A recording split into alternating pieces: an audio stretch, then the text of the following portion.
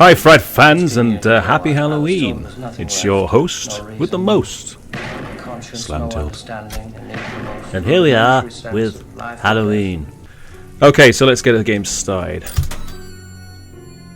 One credit. All I need. Your little town, Sheriff. You can either ignore it or you can help me to stop it. Okay, so something I've new that I've added to this this version of the game from the last version that I added is a skill shot feature at the top there on the lane. So soft plunge. Utterly fantastic. Give you a secret treat. Now there's an extra ball to win there, but it's a 1 in 5 chance. And also Michael can pop up there. You see there's a pop-up target at the top there, and he can stop the ball, and he attacks you. So then you have to hit the panic button, which is the lockdown bar button, very quickly to run away from Michael. And if he gets you, you lose a ball. So it's very exciting when he pops up like that, because he does that during the game. He'll just pop up randomly, and the only thing that's worth anything to a player is their points and their ball. So when you threaten points or a ball, the player gets very nervous. Obviously you can't threaten a person's life with a pinball game as much as I'd like to, because that'd be really fun. So that's the only thing you can really play around with when you add fear to a game of pinball. Okay, so hit both the pumpkins, so let's get the middle lane shot. I'm not going to do it, am I, because I'm talking. Let's see if I can get the middle lane. No. Okay, so the idea of this game is that you have to hit both bumpers. When you get them both flashing, you can hit the middle lane and start a feature. Other things you can do is hit the loops, which gives you the police assist. You'll see the Haddonfield police insert at the top there on both loops, and you'll see it in the inner lanes as well. Utterly fantastic. Oh yeah, I'm too good at that. I'm too good at that. So, one bumper lit. Now this is a problem when you put bumpers in the middle of the playfield like that. Oh, shut up, jerk. It's very similar to Flash Gordon, where the ball will just fire straight back at you and you've got no time to react. You've probably got less than 100 milliseconds to react. Oh! Quickly now, go on! Okay, so that's a different style of ball return. Normally the ball would come back on the plunger lane, but I added it coming back on the left kickback. I don't think I've seen on a pinball game before. So I've got to hit these bumpers. There you go. Quickly now, go on! Oh, there's a kickback on both lanes as well. So that's something I added to the game. Let's get them feature started. Middle lane. We'll find him together! Okay, so here we are, we're working with Dr. Loomis, and we have to find Michael. You're basically just chasing him. So the idea is you have to knock down all the Michael targets and complete all the Loomis targets. And then when you do that, I turn the lights off during this mode to make it more atmospheric, if you like. You know where he is. Try it again. So you can always go back to the playfield, but and I made the upper playfield big enough where you can actually catch the ball on the flipper like that. So you've got some control. I hate upper playfields where you're just flipping like crazy. Why are you protecting him? I'm not protecting him, I'm trying to get him. So on the Michael targets up there at the top, you'll see another target that comes in front of those Michael targets, which is actually Michael himself. And he pops up during the skill shot. And the idea of the skill shot is you hit him 3 times, I believe it is, to win something wonderful. Every kid in Haddonfield thinks this place is haunted. And they may be right. Alright, so this is the bogeyman. So basically you're smashing the windows of the old creepy house. Now we've all done this as children, we've all smashed windows of a creepy house. That's basically what this is. And if you manage to get Michael, all of the Michael targets, he will appear to scare the kids away.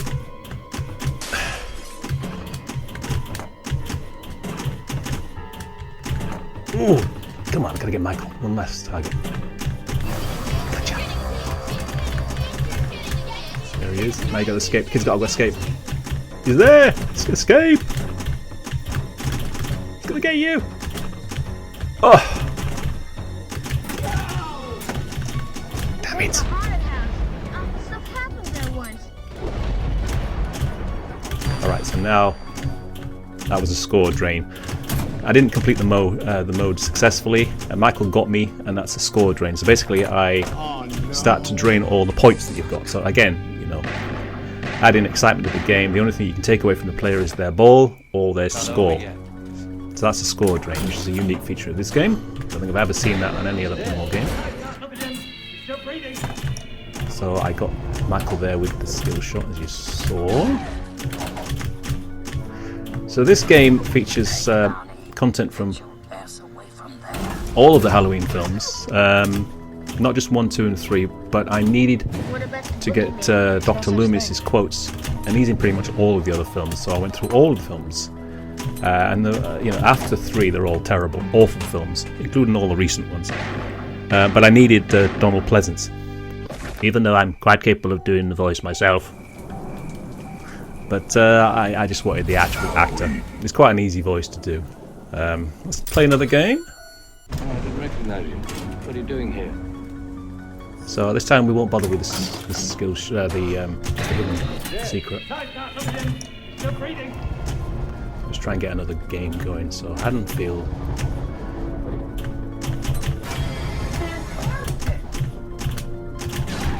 It's lit. I think no, it's yeah. So the left and right loops spell Haddonfield, obviously, which is the fictional town.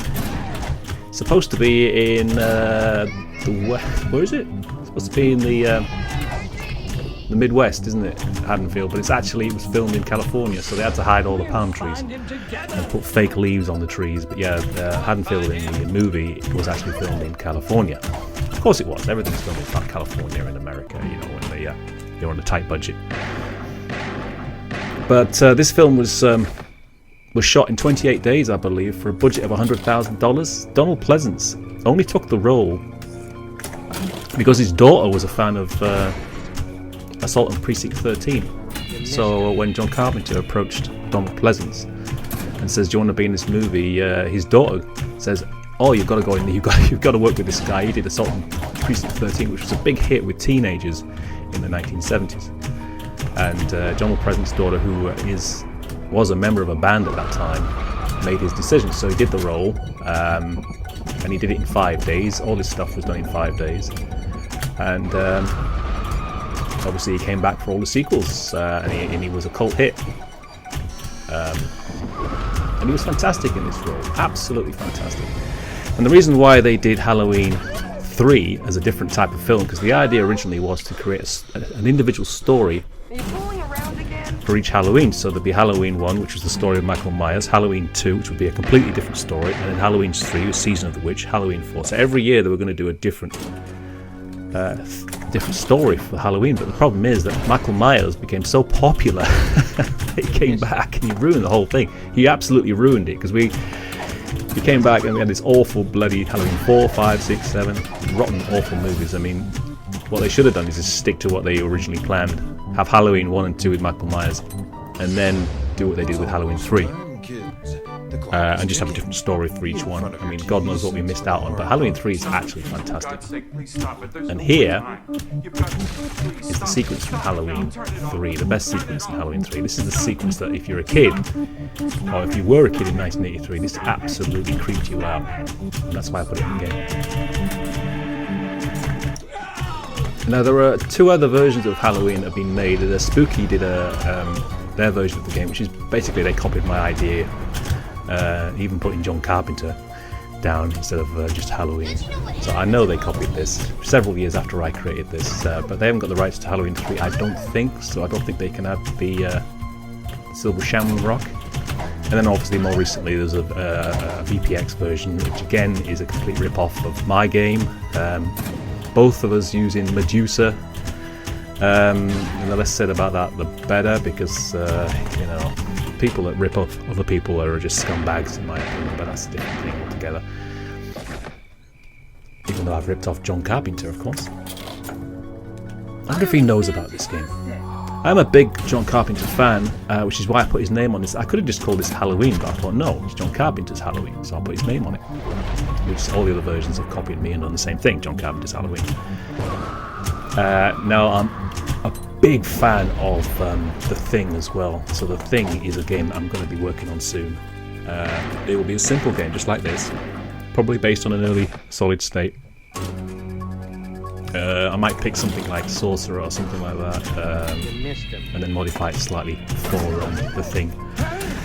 The thing is, when you make a movie based on a pinball game based on a single movie, you don't really have much to it because it's a single movie. You're not working from a series or a franchise like James Bond, where you've got infinite material to pick through. When you're picking a single movie, you need to have a basic table. So an early solid state game, which is what Medusa is, was perfect for Halloween. It would be perfect for The Thing. It would be perfect for Big Trouble in Little China. It would be perfect for Beetlejuice. Early solid state games are where you're looking at if you want to do single movies, pinball games based on single movies. If you want to go and do something like James Bond or Harry Potter or Lord of the Rings, well, then you go to all the complex tables with the ramps and the drop targets and the bumpers, and possibly even go for a wide body as well, because there's an enormous amount of content in those themes. So there you go. This is Halloween. I didn't tell you the teen kills as well. You complete teen and then kills in that order, and then one of the teens from the films can be saved if you react quickly enough, or they are sliced up by Michael. Now in the movie they're all sliced up, but you have an opportunity to save them for the first time. And the first one I think is Bob Sims, who famously says, "I'll be right back," and he gets impaled on the kitchen door, I think. And then obviously you got the famous girl with the big titties, well, little titties actually, and she dies as well. But you've got an opportunity to save them. You get points if you save them. I can't stop until I'm certain. You don't get anything if you don't save them. Utterly fantastic. So there you go. I'm going to have to make that a little bit harder because that's too easy. Like I say, 1 in 5 chance of getting an extra ball. There. I think that's the end. I added a little shot to the end as well. Oh, shut up, jerk. No, there's a little shop. I add these to my games now. If you play well enough during the game, you get the option to buy perks for the next game. So if I'd have played well enough, I'd have entered a shop and I'd been able to upgrade the next game. So this encourages people to keep playing. It's a brand new feature that I came up with years ago. Nobody else has been doing it, and they probably will pinch it because they always do. But I had the Blade Runner famously. Indiana Jones, I think Indiana Jones was the first pinball game to have perks in it. That was the first time I added perks, and then that was copied by Stern in their games years later. But anything that makes the game more interesting, more interactive, more fun, more engaging will keep a player playing the game. Okay, you can't just have a basic game of pinball anymore. Not in 2022, soon to be 2023. You know, you're targeting a different audience now. You're targeting 13, 40-year-olds who all grew up playing video games. So that's what you've got to think. You've got to think like a video game designer when you're making pinball games now. And the old timers are still thinking like old timers. And you need fresh, brand new ideas to keep pinball alive, and that's what Pro Pinball is all about. Anyway, happy Halloween, everybody. And I will see you soon. Take care now.